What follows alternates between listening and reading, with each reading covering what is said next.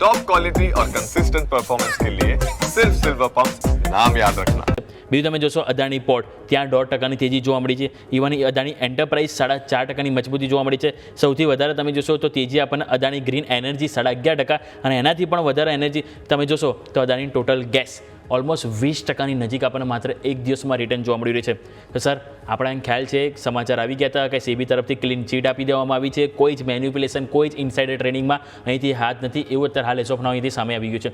એ બાદ સર તમે જુઓ તો ઓવરઓલ ગ્રુપ સારું એવું જોવા મળ્યું છે. અદાણી ગ્રુપની ઓવરઓલ માર્કેટ કેપ તમે જુઓ તો એમાં પણ સારો વધારો થયો છે. પરંતુ સર, આવા 2 દિવસની તેજી બાદ ક્વેશ્ચન એ થાય કે શું આ તેજી હજુ પણ આગળ અહીંથી યથાવત રહેશે? જેમણે ઓલરેડી અહીંયાથી લીધેલા હોય તે લોકો હજુ પણ હોલ્ડ કરવા જોઈએ કે પ્રોફિટ બુકિંગ માટે વિચારવું જોઈએ? અને નવી ખરીદી જેણે મિસ કરી હશે એ લોકોને જરૂરથી એમ તો થતું હશે કે શું આ તેજીમાં હાથ નાખો કે નહીં? સર, જરૂરથી આજ ડાયલેમાના હિસાબે અહીંયા શોર્ટ કવરિંગ વધારે છે, કારણ કે અદાણી ગ્રુપમાં ખરીદી કરવામાં પહેલા જ લોકો રિસ્ક એને ઇન્ટરપ્રિટ કરતા હોય છે.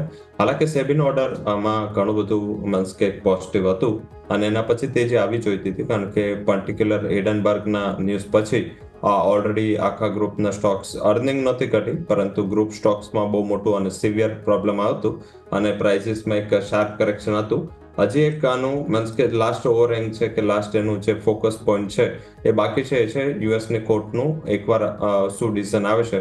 જે રીતે સેબી ડિસિઝન આપ્યું છે, આઈ થિંક કે આ એક રેગ્યુલેટરનું ડિસિઝન છે, આ પણ એક પોઝિટિવ સાબિત થઈ શકે, અને આ પણ એક પ્રૂફ પૂરતું છે કે જે યુએસની કોર્ટમાં લોકો રજૂ પણ કરી શકે ક્લીન ચીટ. હાલાકી મીન્સ કે એ જ્યારે આવી જશે તો આઈ થિંક આ તેજી કદાચ આગળ હજી પણ વધી શકે.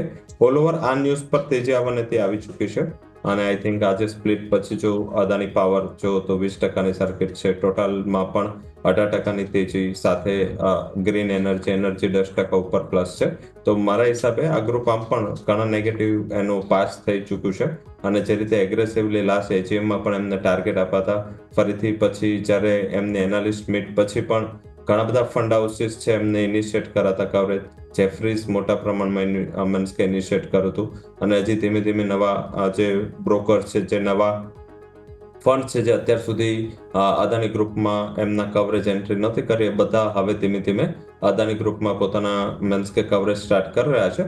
તો એમનું બાઇંગ પણ હોઈ શકે, અને સવારે પણ ન્યૂઝ હતા કે જે જીક્યુજીનું હોલ્ડિંગ છે એનું થોડું ઓવરહેંગ હતું માર્કેટમાં, પણ એસબીઆઈ કેપ ને અન્ય કંઈક મીન્સ કે ઇન્સ્ટિટ્યુશન છે એ લોકો સાથે એમને પણ વાત ચાલી રહી છે કે એ જીક્યુજી પાર્ટનરનું હોલ્ડિંગ આ શિફ્ટ કરે. તો આધારિત એવું લાગી રહ્યું છે કે અહીંયા આજે જે લોકો એક્ઝિસ્ટિંગ હોલ્ડર છે એ લોકો હોલ્ડ કરી શકે. હજી પણ એક તેજી આવશે, અને હજી પણ મૂવ છે જારી રહી શકે છે.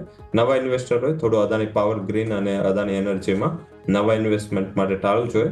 અદાણીમાં મીન્સ કે ખરીદી કરવી હોય તો આઈ થિંક આ બધા ઇન્સિડન્ટ પછી અંબુજા એસીસી આમનું મીન્સ કે અંદર મર્જર થયું હતું, તો એ આમ અદાણી ગ્રુપ પણ છે પણ પ્રોટેક્ટિવ પણ છે, તો એમાં અંબુજા સિમેન્ટ પર પસંદગી ઉતારવી જોઈએ. આ ઉપરાંત જો અદાણી પોર્ટ છે એ પણ બેટર લાગી રહ્યો છે. આ જે રીતે ફ્રી ટ્રેડ એગ્રીમેન્ટ થઈ રહ્યા છે, તો યુએસને છોડીને તમામ કન્ટ્રી સાથે આપણો વેપાર વધશે, અને આત્મનિર્ભરતા અંતર્ગત જો હજી પણ ગવર્મેન્ટ ફોકસ કરે છે તો મારા હિસાબે આ એક ઘણો સારો પોઈન્ટ સાબિત થઈ શકે છે. અને આમ પણ વોલ્યુમ ગ્રોથ ઘણો સારો રહ્યો છે ક્વાર્ટરનો. તો અદાણી પોર્ટ અને સાથે સાથે આઈ થિંક અંબુજા સિમેન્ટ, આ બે નવી ખરીદી માટે સારા શેર છે. અધરવાઇઝ જે લોકો હોલ્ડ કરતા હોય એ લોકોને અહીંથી 15-20%ની વધારે તેજી માટે મારા હિસાબે અહીંયા હોલ્ડ કરવું જોઈએ, અને ત્યારબાદ પાર્શિયલ પ્રોફિટ બુકિંગ માટે વિચારવું જોઈએ.